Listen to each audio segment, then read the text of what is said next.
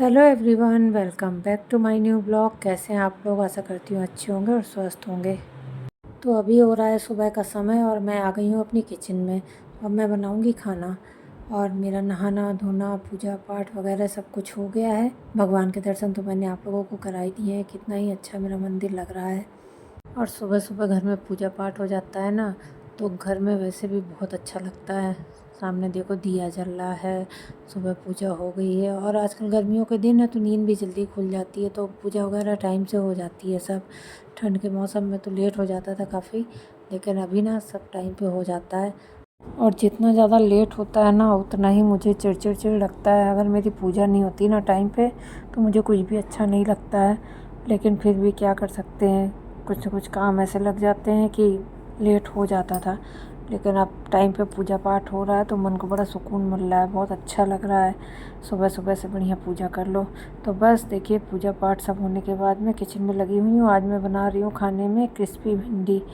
तो भिंडियाँ काट ली हैं मैंने और उसका मसाला बना लिया है। और उसमें मसाले में मैंने बेसन लिया है थोड़ा सा, उसमें सारे मसाले डाल के भिंडी को कोट कर दिया है। और बस मैं अब इन भिंडियों को फ्राई कर लूँगी।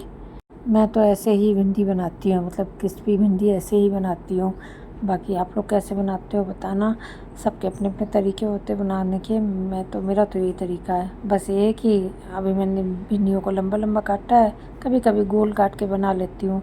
लेकिन क्रिस्पी वाली भिंडी तो ऐसे ही बनाती हूँ। और इसको मैं बहुत जल्दी जल्दी भी नहीं बनाती हूँ।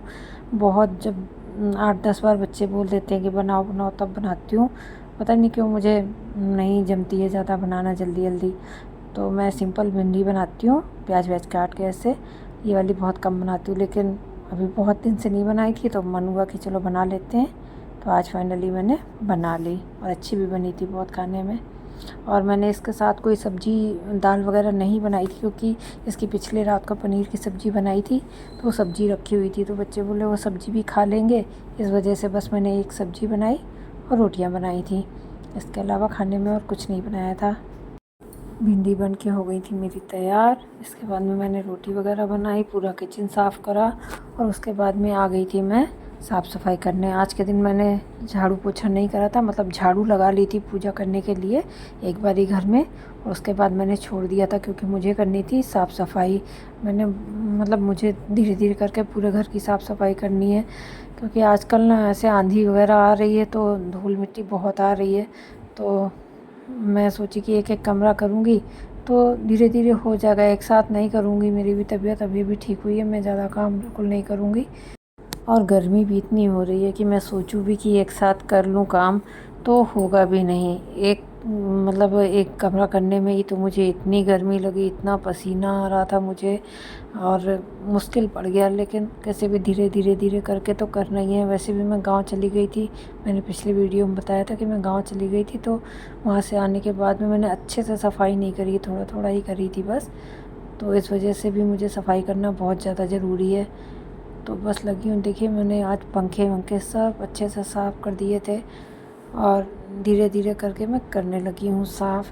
और पंखे साफ़ करे, जाला छुड़ाया, उसके बाद फिर मेरा मन हो गया कि एसी भी साफ़ कर लेती हूँ, क्योंकि ना एसी की सर्विस तो मैंने करा ली थी, मार्च में ही करा ली थी। लेकिन अभी 2 महीने हो गए वो चलता रहता है ना, तो अंदर अंदर बहुत धूल हो गई थी। तो हम लोग इसको घर में ही साफ़ कर लेते हैं थोड़ा बहुत। तो इसकी जाली वगैरह निकाल के साफ़ कर देते हैं तो अच्छे से वो हवा देने लगता है। हवा तो वैसे भी दे ही रहा है, लेकिन और अच्छे से ठंडा करने लगता है उसको साफ़ कर लो तो बस यहाँ पर मैंने उसको खोल के अंदर से पूरा उसका मिट्टी विट्टी जितनी भी थी सब पोंछ पाछ दी है। उसकी जाली वगैरह जो है उसको भी मैं अच्छे से क्लीन कर दूँगी और उसके बाद में इसको फिट कर दूँगी। इसको साफ़ करने में भी मुझे काफ़ी टाइम लग गया था, ऐसा देखने में दिख नहीं रहा था, लेकिन काफ़ी मिट्टी हो गई थी इसमें। तो उसको 2-3 बार कपड़े को धुल धुल के मैंने उसको पोंछा, जिससे कि जितनी मिट्टी इसमें निकल आए तो निकल आए। तो काफ़ी टाइम मुझे लग गया था। इसके बाद में मैंने इसकी जालियाँ धोई, उसको सुखाया, तो काफ़ी टाइम लग गया था। अभी मुझे बाहर का हॉल का भी एसी साफ़ करना है, उसका भी ऐसे ही हाल है। उसकी भी सर्विस वगैरह हो चुकी है, लेकिन थोड़ा सा हम लोग जाली वगैरह तो हर 15-20 दिन में एक बार साफ़ कर लेते हैं, क्योंकि दूध चलता है ना, धूल वूल उसमें जमी जाती है। तो अभी बाहर का एसी और बचा हुआ है, उसको भी जिस दिन हॉल की सफाई करूँगी ना, तो उस दिन उसको भी साफ़ कर दूँगी। क्योंकि अभी मैंने शुरुआत करी है, शुरुआत अपने बेडरूम से ही करी है, क्योंकि मेरा ज़्यादा समय अभी यहीं पर ही जा रहा है। तो मैं बोली यहाँ से ही शुरुआत करती हूँ, ये क्लीन हो जाएगा तो अपना जब समय मिला तो यहाँ पर लेटने बैठने को अच्छा रहता है। फिर मैं लेटती हूँ ना, मुझे गंदा दिखता है तो मुझे बड़ी बेचैनी सी होने लगती है। तो इस वजह से मैंने बेडरूम से ही शुरू करा है। इसके बाद मैं हॉल भी करूँगी, दूसरा वाला रूम भी करूँगी, किचन भी करूँगी, धीरे धीरे सारा कुछ साफ़ सफाई करूँगी। वैसे अभी कुछ मतलब नहीं है ज़्यादा साफ़ सफाई करने का, क्योंकि अब तो आंधी पानी वाला मौसम ही चल रहा है। कितना भी सफाई कर लो, लेकिन हर दूसरे तीसरे दिन धूल मिट्टी वाली आंधी आ रही है। लेकिन फिर भी मन नहीं मानता है, ऐसा लगता है कि नहीं, थोड़ी सी भी धूल दिखी तो लगता है कर लो कर लो। एक बार कर लूँगी, उसके बाद गणपति के टाइम पे तो पूरे घर की सफाई बहुत अच्छे से होती है। तो बस यहाँ पर मेरा एसी लगभग कंप्लीट ही होने को आ गया है, साफ़ हो गया अच्छे से। बस इसको फिट करूँगी और इसको एक बार ऑन करके भी देख लूँगी कहीं कुछ गड़बड़ तो नहीं हो गया है, बराबर चल रहा है कि नहीं। तो यहाँ पर मैं उसको ऑन करके भी देखूँगी लगाने के बाद।